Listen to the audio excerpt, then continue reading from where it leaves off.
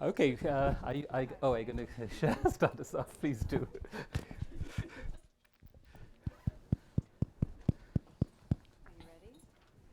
Yes, we are. All right. Good evening, everyone, and welcome to this third installment of our Distinguished Speakers in International Business series. I'm Rebecca Bellinger. I'm the Executive Director of the Center for Global Business here at the Smith School, and it is really a pleasure to see so many of you here in person. And I'd like to give a special shout out to all of those joining us via live feed today. And thank you, all of you, for tuning in to this special event. So the Distinguished Speakers Series, is a signature program of the Center, and it is meant to bring academics, policy wonks, government officials, students together around topics of relevance and of really important trends in international business, global business that are happening today. We are joined this evening by our longtime friend, Erik Peterson, who'll be introduced shortly. But a little bit more about the center. Here at the Smith School, our mission is to connect the world with the Smith School and the Smith School with the world, to create opportunities for students like you and the rest of our community to gain a global mindset and international business skills, and to serve as a resource in the state of Maryland for businesses seeking to go global and to compete successfully in the global marketplace. And the speaker series is just one piece of this larger portfolio that we have. In addition to all of the work that we do, again, for you, our students, we are funded by a SIBE grant. So we're very proud to be one of only 15 business schools nationwide to be funded in part by Title VI grant from the U.S. Department of Education. And the mission of this grant is to promote international understanding and economic enterprise in the U.S. So all of this comes together and really becomes the driver for the Distinguished Speaker Series that we're putting on for you today. Additional events will be happening throughout the semester. We hope we will see you live in person as well as via our live stream on February 11th. We'll be having an alumni panel to talk about the skills you as students are going to need to be competitive in the global marketplace in the future. And I think March 27th, we will be having the Maryland Secretary of Commerce, Kelly Schultz, joining us here on campus. And then we will round out the final event of this series with our annual forum taking place on April 9th with Ian Bremer. So again, please come out and join all of the rest of the speaking events that we have this year.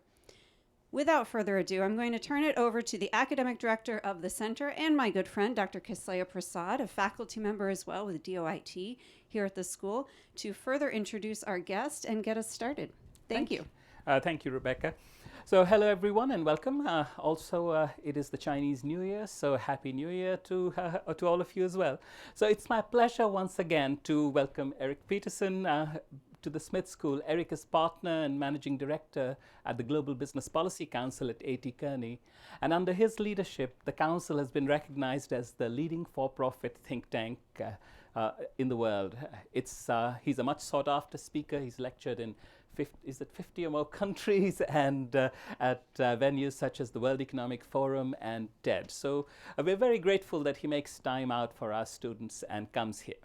So when you think about the US and its relationship with the rest of the world, the times we're in can only be called, they're volatile and confusing and complex. All of the adjectives you can think in that vein apply. And I can think of nobody better to help us make sense of the US and its role than Erik. So we have a very short amount of time, and I want to make sure that there's a lot of time left for questions. So we'll jump into it right away. So since this has been billed as a talk on the global economic outlook, maybe I thought we could begin by talking about the macroeconomic outlook first. In the US and the world in generally, we're coming off some pretty good times. And it's as some economies reliant on commodities maybe haven't been doing so well, but by and large for the world it's been a good time for a really long time. And I saw the somewhat pessimistic title of your report on thin ice. So my first question to you would be that will these good times continue to roll, or are there some lean years ahead? How do you see it? The answer is yes. We expect these good times to persist, but a little more modestly than what we have now.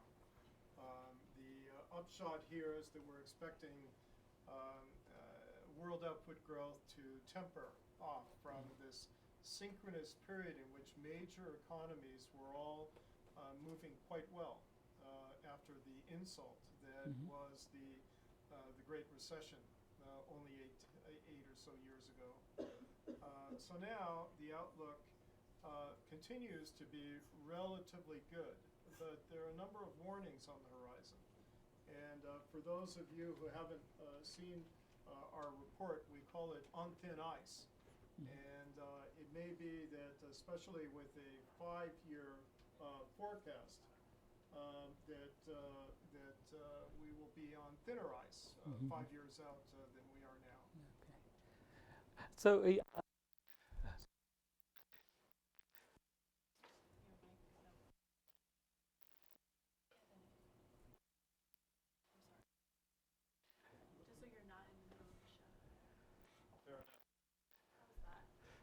Better?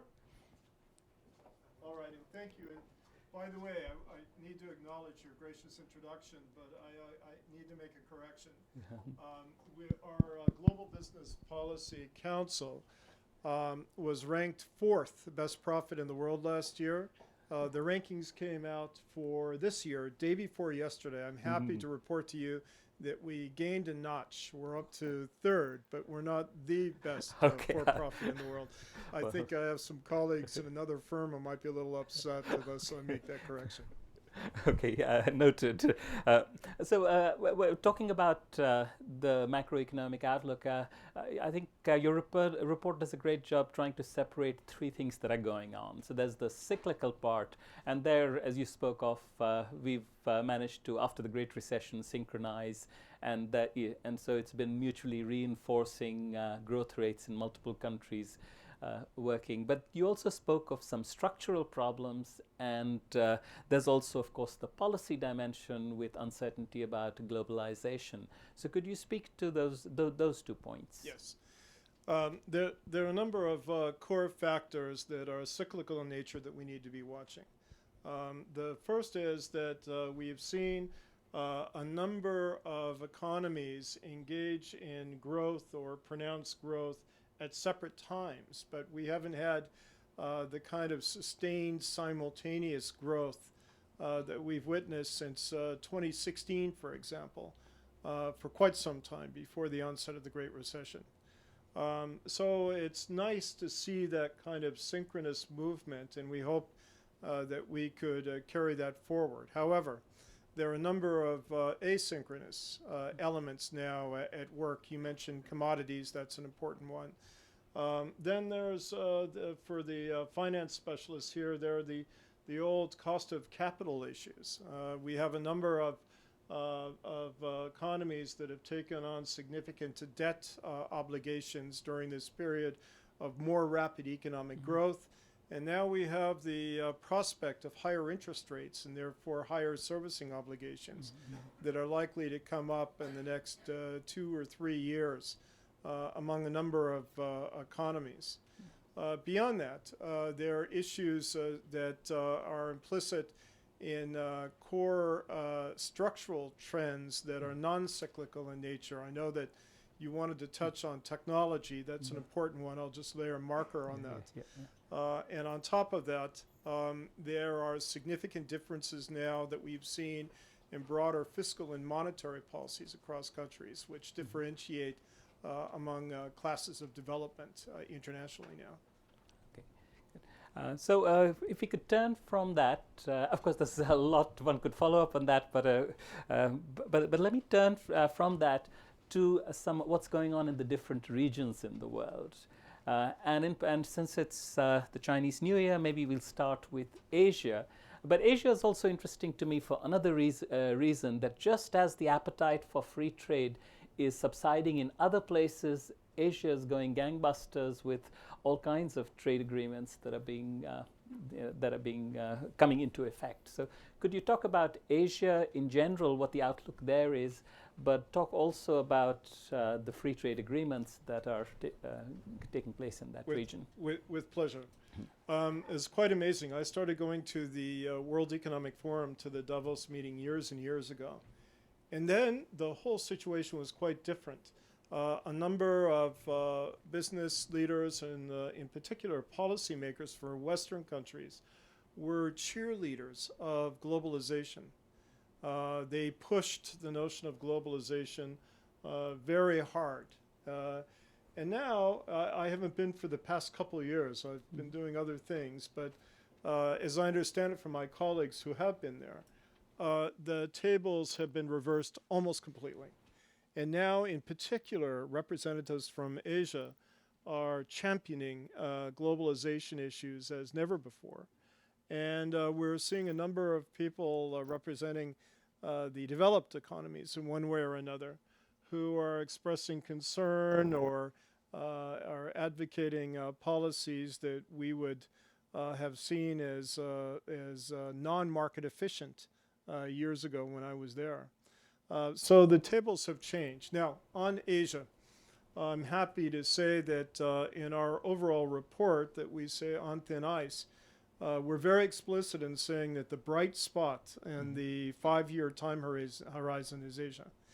And here, it's hard to think about Asia without looking more specifically at China and India. China, we believe, will continue to maintain significant growth in the 6 to 6.5% range over the course of our forecast.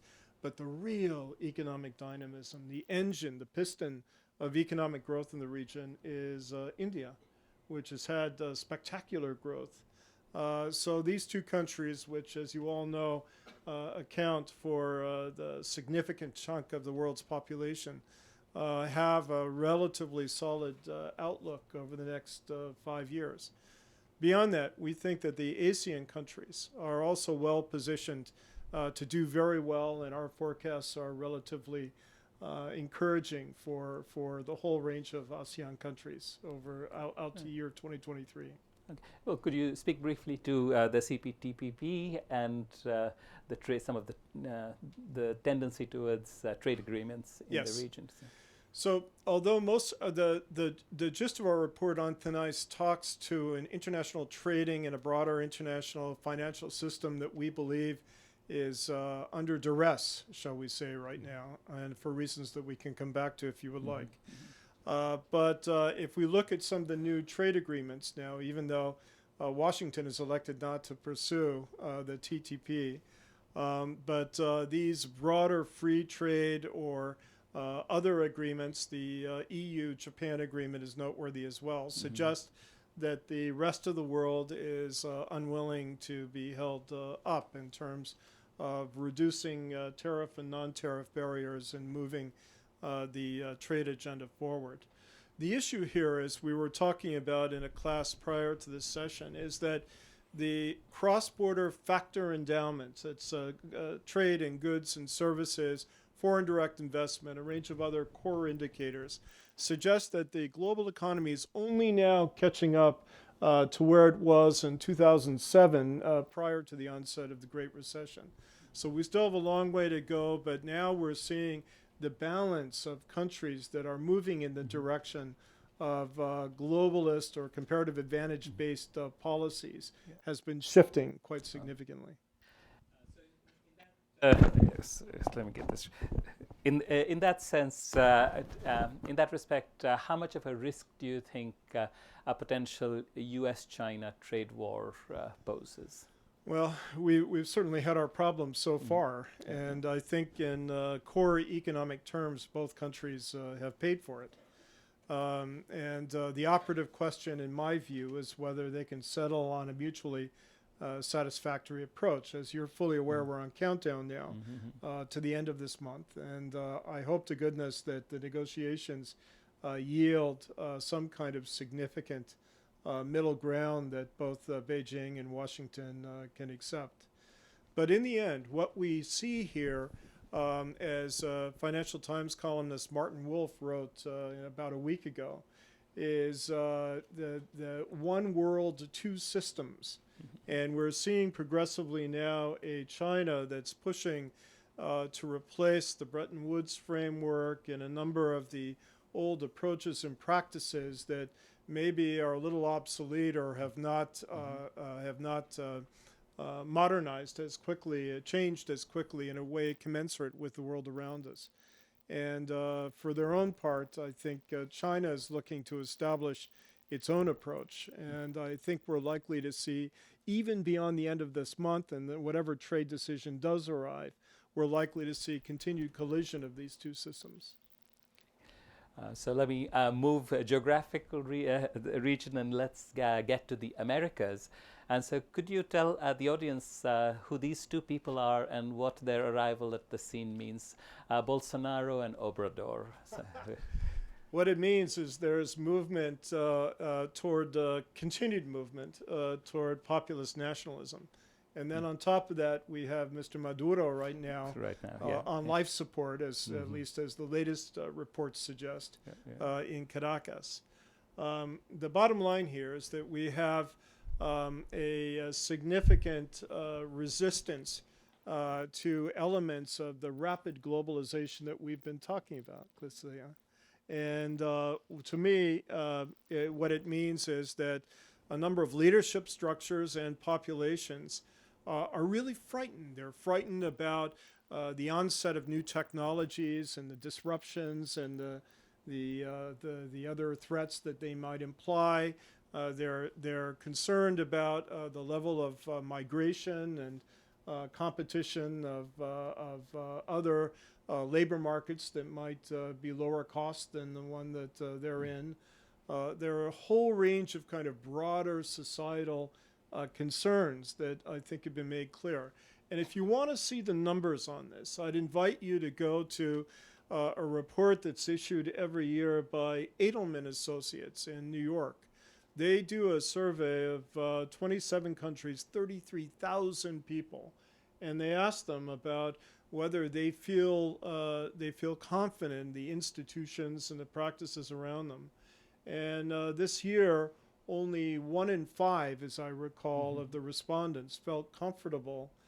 There's a broader social malaise that's beginning to manifest itself in populist nationalism.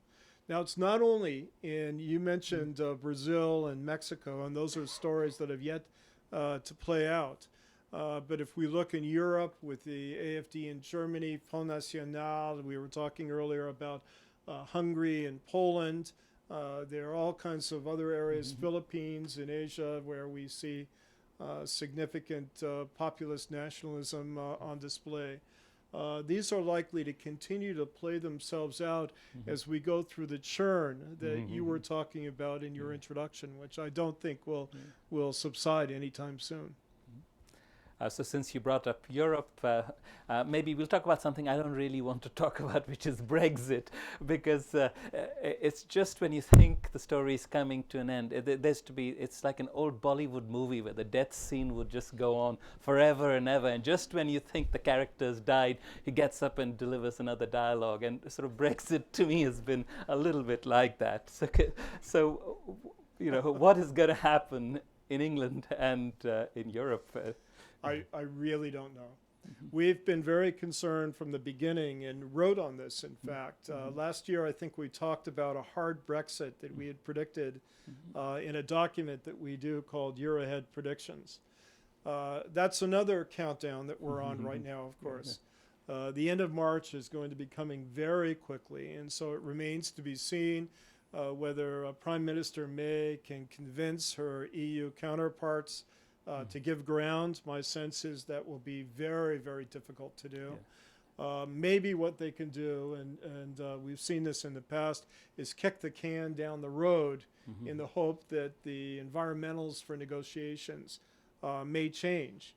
But in my view now, it's we really might be reaching the ultimate demise, in the end. And it could be quite disruptive, as we've heard in the popular media.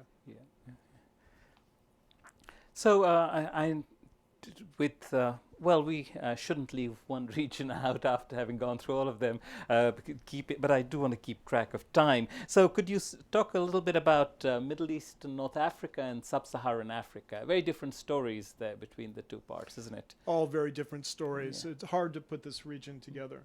But in the end, the Middle East will be a subset of geopolitical stability on the one hand, oil and gas will be very significant, of course, to defining the outcome in the region.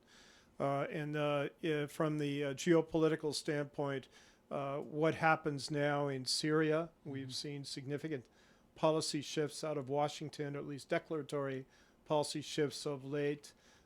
In Iraq, then we see the articulation of the regional axis, a competition between Tehran and Riyadh, playing itself out in Yemen, of course. I'm sure that a few of you are tracking that. In the end, that entire region is a function of broader global economic growth, which we're projecting more or less flat, tapering off. And then the whatever shocks or contingencies might arrive at the region. In the Maghreb, I think it's fair to take that part of Africa. We see significant efforts at economic linkages with Europe right now. We've been talking about that for a long time, as you're fully aware, and we'll see if that leads to anything, especially in the context of these nationalist movements and currents that are happening in Europe. For those of you tracking Europe, watch the European Parliament elections very carefully. I think they will be an early indicator of what's to come in terms of future populism in Europe. In Sub-Saharan Africa, we have all kinds of different stories. I was hoping that after the political transition in Zimbabwe, that we would begin to see a significant transformation there. Now, in the light of recent news and the demonstrations, it remains to be seen how far we've moved from Robert Mugabe. The last time I was in South Africa, I bought a banknote. It was a Zimbabwean $100 trillion banknote. Can you imagine? I bought it for $2 American. And I was told by a South African friend of mine, "Oh, you paid $2 too much for that." Yeah. But it shows just how difficult the situation and hyperinflation was in Zimbabwe, how far they have to go. By the way, we see the same kind of thing in Venezuela right now. IMF is predicting 1,000,000% inflation. Here in Africa, there are many success stories. We'll see about Cyril Ramaphosa in South Africa. He's got a good story, and we hope that he continues to make progress in that country. Then there are a number of other kind of core neighborhood countries that seem to be moving in the right direction. As you can see from our report, we're hopeful that things will begin to turn around regionally for economies and economic structures that were designed primarily to get commodities out by the colonialist powers that were there originally, and they haven't been able to make that much progress in terms of redefining them. Yeah. Thank you. So let's switch now to institutions, right? Out of the ashes of World War II, a lot of institutions arose, and in some sense, they put together the infrastructure, the background in the context of which the world moved towards freer trade. So there was the IMF, the World Bank, GATT, which later became the World Trade Organization. And all of these institutions are more or less in the same form that they were at the end of the Second World War. And my question to you is has two-part. One is that, well, what is the extent to which these institutions are under stress? And second, what does this is their failure to evolve with the times? Does that have something to do with the kind of stress they might find themselves under? Failure to evolve with the times has everything to do with the thin ice that we think that we will be on in 5 years with these organizations. As you point out, well, first of all, we need to acknowledge that these organizations have made very significant contributions after the Second World War. They helped stabilize, after all, the World Bank Group, the IBRD, and the IMF played a very significant role in pulling the world out of the chaos after the Second World War. And then over the years, we saw the development of regional banks, everything from the European Bank for Reconstruction and Development, which is a new entry, to the 1962 part of Alliance for Progress, which is the Inter-American Development Bank, to a whole range of other regional banks that pick up where the World Bank leaves off in a number of ways. And then, as you point out, in the trade side, in this valiant effort to reduce tariff and non-tariff barriers, we had the GATT and then the WTO, and we've seen the membership of all of these groups rise consistently. The banks have all gone through successful replenishments, et cetera, et cetera. So that's the good news. The bad news is that, as you note, these organizations really have not kept up with the times, and it's no fault of their own. After all, they're a function of the political circumstances within which they operate. But for example, the WTO now doesn't have a number of core judges because some of the key powers, i.e. Washington, have been unwilling to approve them. We have seen a membership of the World Trade Organization now that would rather focus on agricultural subsidies and other core priorities rather than bringing down tariffs and non-tariff barriers in trades and services in particular. So much so that now we're seeing a plurality of countries, 76 in the electronic commerce space, trying to put together an agreement outside of the WTO framework on the fringes of the Davos meeting of the World Economic Forum. Good article on that in the current issue of The Economist, by the way. So now this what's being called pluralism and pluralistic agreements are beginning to carry the day now because no one seems to be able to get anywhere with the full membership because of the remarkable complexities in political issues. Yeah. So we need to, as Robert Zoellick, the former World Bank president and the State Department official said years and years ago, we need to find ways politically to modernize these organizations, to make them reflect the circumstances where we are today or even pre-position them for the future where we expect things might go. Yeah, and to the related point, we hear a lot of free trade agreements and we think that's a good thing, but and it may well be, but there's a way in which the WTO framework where you offer the same terms to everybody has advantages that these free trade agreements don't because of the trade diversion effect and the trade creation effect and those of being in conflict with one another.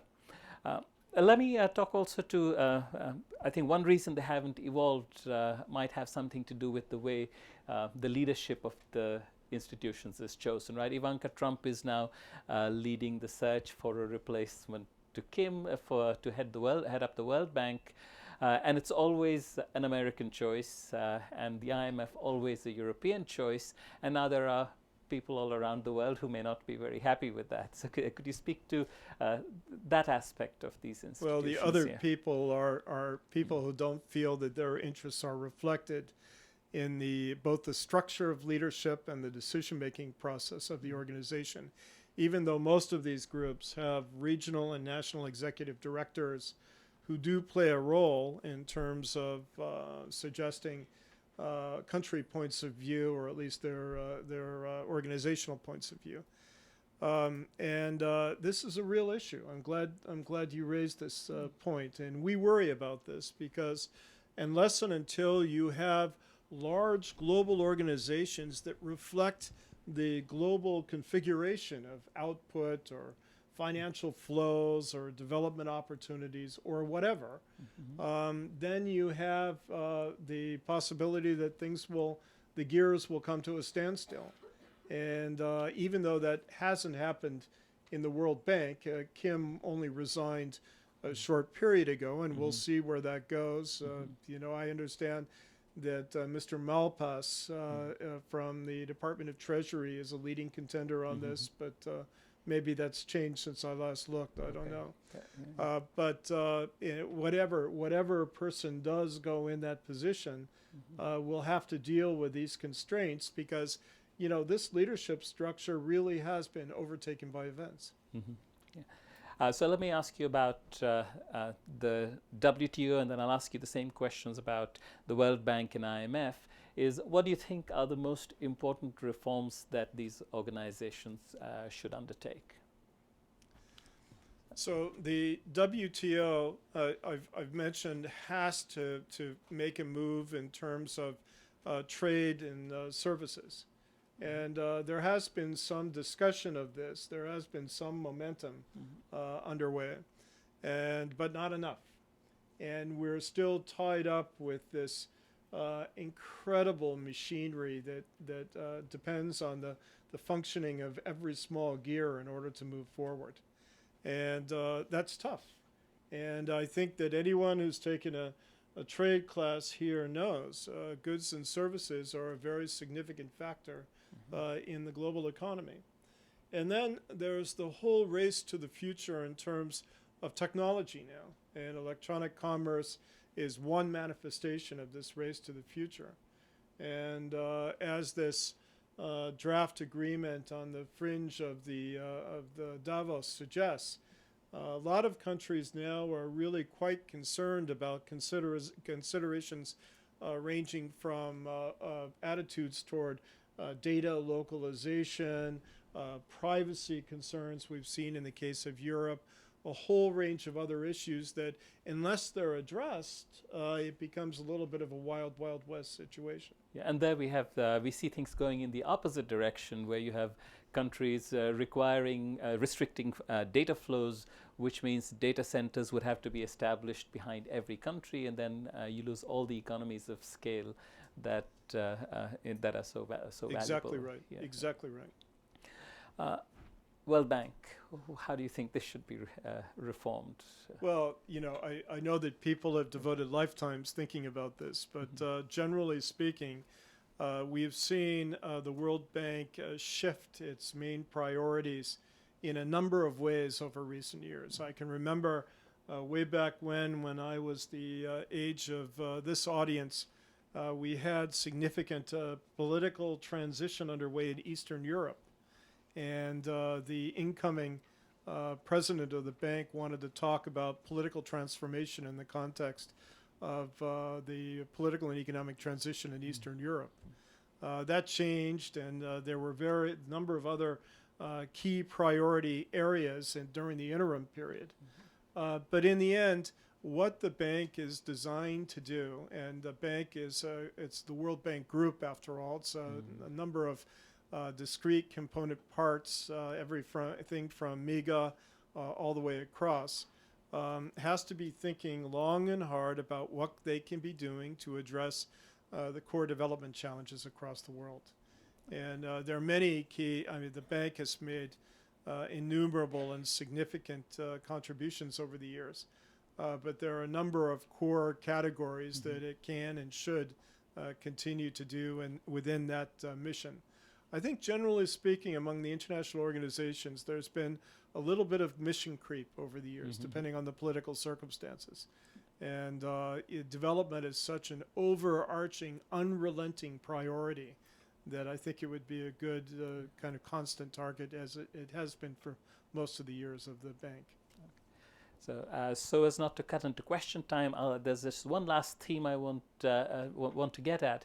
One of the things, phenomena that your report speaks of, and we've alluded to in the previous questions as well, is whatever you'd like to call it, deglobalization or localization, or a tendency in institutional terms moving away from multilateral agreements like the WTO to free trade agreements. So this fragmentation of the world into these islands, and I think you call it islandization here. So if that is the new reality, if that's the phenomenon that we have in front of us, what can companies do to adapt to such a world? So we have all business students here who are going to be executives in companies. How do they respond to this phenomenon that's taking place right now? I think that as the people here move into business leadership positions in the future, they'll need to think long and hard about the extent to which the company that they represent is globalized as a point of departure. And then they're going to have to think about ways to what we call localize at every node of the value chain that they have. So it's no longer enough to have a massive headquarters, on the campus of Smith School running a global empire. In the end now, I think you need very agile units at every level, what we call it multi-locality or multi-localism, at every area of the value chain, working on core areas that need to be developed in order to position the company to prosper. And that includes, we've done a report on this, that includes developing what we call sensory perceptions on this. And we put a few ideas out about what some companies have done, and we even highlight examples of specific companies. But the bottom line here is that companies as never before need to be thinking about a complex multi-tier, multi-local strategy if they want to continue to be relevant in this changing commercial market. So even in terms of their supply chain, even in terms of their supply chain, yes. Mm-hmm. Yeah. Even in terms, yes. Okay. Yes. Okay. So with that, let me turn it over to the audience for questions. And we only have one microphone for questions, so when you're ready, please come on up and stand here to ask your question. And as you gather yourselves, I'm going to ask the first question if I can. So, Erik, I haven't read the other report, but I am hoping that you can give us a couple of examples of any companies worldwide that are doing it right, so to speak, regarding multi-localism. Are there any examples that you can give us? Yes, there are a lot of them. And we name names in our document. I'll read it, I promise. Some of them are I think, companies that it won't come as a surprise to you are doing great things. IKEA, for example, is picked up. It's had its fingers on the pulse on a number of practices that were regarded by some of its localities as anti-environmental. And they made very quick, very sweeping corrections. We note that. We pick up a number of companies that perhaps you wouldn't think of right away. GE, which kind of moved quickly on labor issues in ASEAN. A number of other companies worldwide that have done extraordinary things. BASF is working on its own value nodes right now, node by node, and others. So we name names in our report if you'd like to look it over. And we need to be careful here because I don't want to disclose any client confidentialities. But in the end, I think there are a number of good case studies that you can pick up on that might help you define new approaches in the future. The core thing is your generation, because millennials are bringing very different consumer preferences to the market right now. And to the extent that people can pick up on this and do a good job translating or parlaying what you think and feel into good business management, will take a lot of companies a long way into the future. Great, thank you. Thank you. Next question.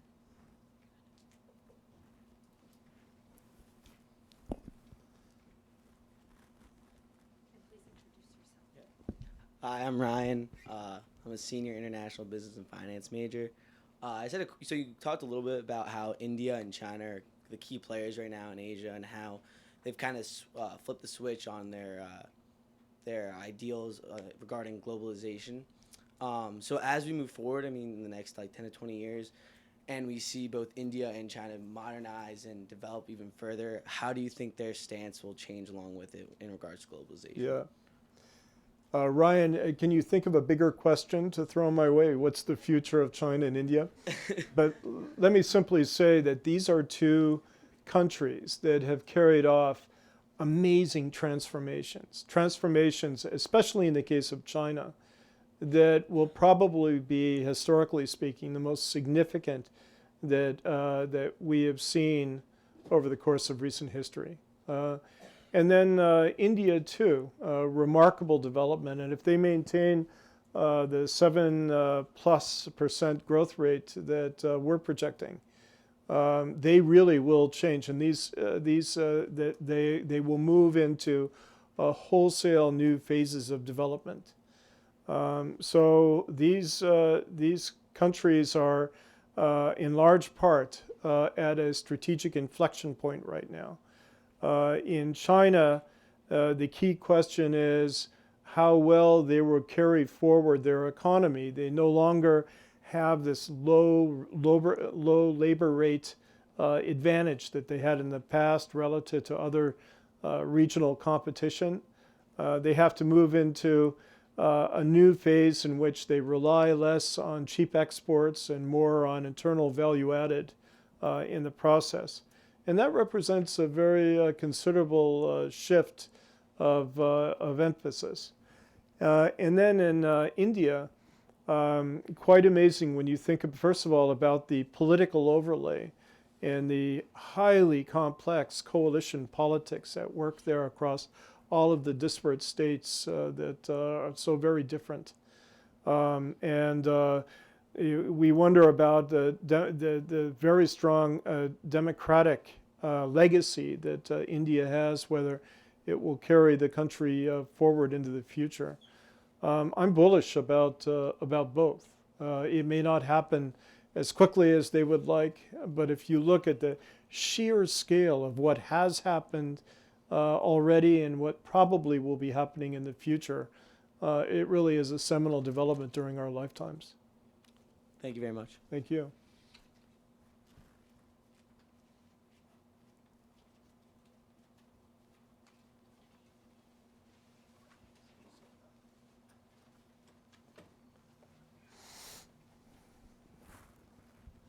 Hello. Hello. My name is Nick. I'm a freshman international business student. So unfortunately, I haven't read your report yet, but I know. Got to do my homework. But in good times, it's hard sometimes to see what could possibly hit us that we're not expecting. So is there anything in this great age of new innovation and technology that you think may slip through our fingers and hit us when we aren't looking? I think yes. Emphatic yes. We're looking at a wholesale shift, in my view, of production as when I was your age. We used to define it, Nick, as a result of 5 core technologies that we were talking about a little earlier in Professor Wellman's class. If we're looking at only through the lens of technology now, we can begin with artificial intelligence, Internet of Things. We need to be thinking about 3D printing. We can look at augmented and virtual reality, and then advanced robotics. And when we put these 5 together, I think that they could generate very interesting intersections and unexpected outcomes. For example, now there are a number of groups doing 3D printing at the bio level. I'm sure you've read about these. There is the possibility that we could see wholesale reproduction of human organs. We are already doing printing skin for tests involving allergies and other drug applications right now. A group called Organovo, I have no relationship to it, in California. New Oregon is literally defined, who's trying to move in this category, and there are many others as well. So in my view, as we look out, the disruptive effects of technology will not only be on the core technologies themselves, but their broader social effects. Who's to say that you won't be replaced by a son or grandson or great-grandson of Watson by the time you get to be a business leader? In the end, we need to be thinking about automation, the effect on society, a whole range of other factors that I think could shake us up quite considerably. So I think you've got the right question, and I don't think anybody's got the perfect answer. Yeah, if I might add just one thing to it, this has an international competition. This has an interesting international competition dimension because the race for AI is happening in many countries. A lot of people are betting on it. Canada, our neighbor, has one of the best deep learning centers around Toronto. China is investing a lot, and Chinese investment actually makes sense because the head of Google Research said about the expertise in artificial intelligence. He said, Peter Norvig, at Google, we don't have better algorithms, we just have more data. And then if you think of the new economy being driven by data, then China is the Saudi Arabia of, just the way, Saudi Arabia had the oil, China has the data at a much larger scale. So it's actually somewhat credible that they could make a leap into artificial intelligence. Who ends up with technological dominance there could have large effects. On that point, we've been doing work on what we call technology readiness with the World Economic Forum. And we've actually put together an index looking at specific countries and economies and asking the question, how ready are they for this future that you describe? Can't agree more emphatically. Yep.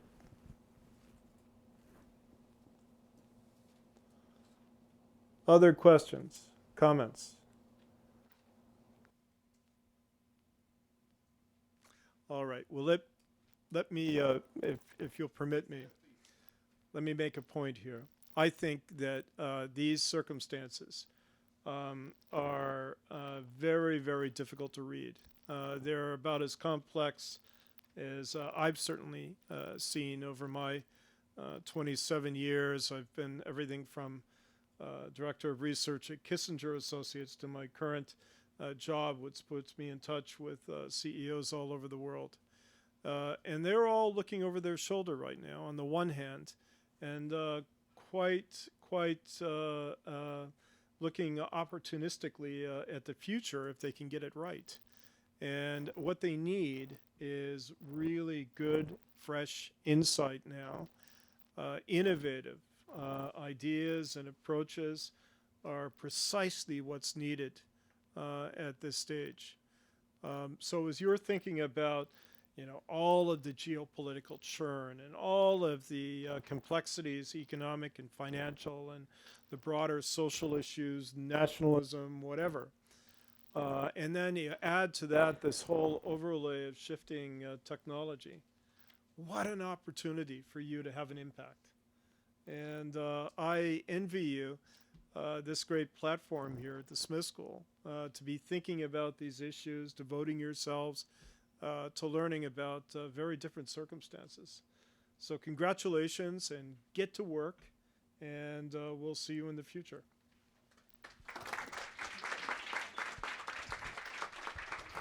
So just a quick summing up. So I thought we had we want to thank you, Erik, because we had a fascinating conversation. Just to sum up for you, starting with what the global outlook is like, and clearly not as good as it has been in the past, but there's a lot of risks, but not bad. Slowing down, but slowing down in a somewhat controlled way. And then we looked at various regions. I think Asia drives the dynamism that's coming up in the U.S., in the Americas.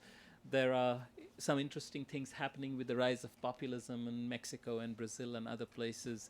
So that makes us a little more tentative there.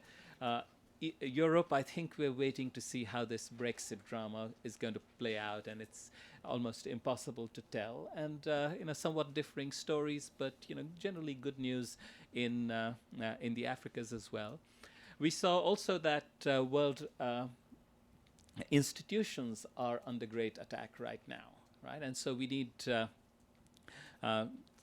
we need them to evolve in some sense to keep up with the realities of the time, the trading agreements, the World Trade Organization, World Bank, IMF, etc. And then we saw that companies need to adapt to a world where you have this islandization, where the world is fragmenting into regions, and even supply chains will become shorter, value chains will transform, and companies have to adapt to that. reality. And so with all of that, I think we have great uncertainty, but not necessarily cause for great pessimism. No. Somehow, human ingenuity manages to overcome all in the end. So thank you all for coming here. Please join me in giving another round of applause to Erik. We're very grateful to him here.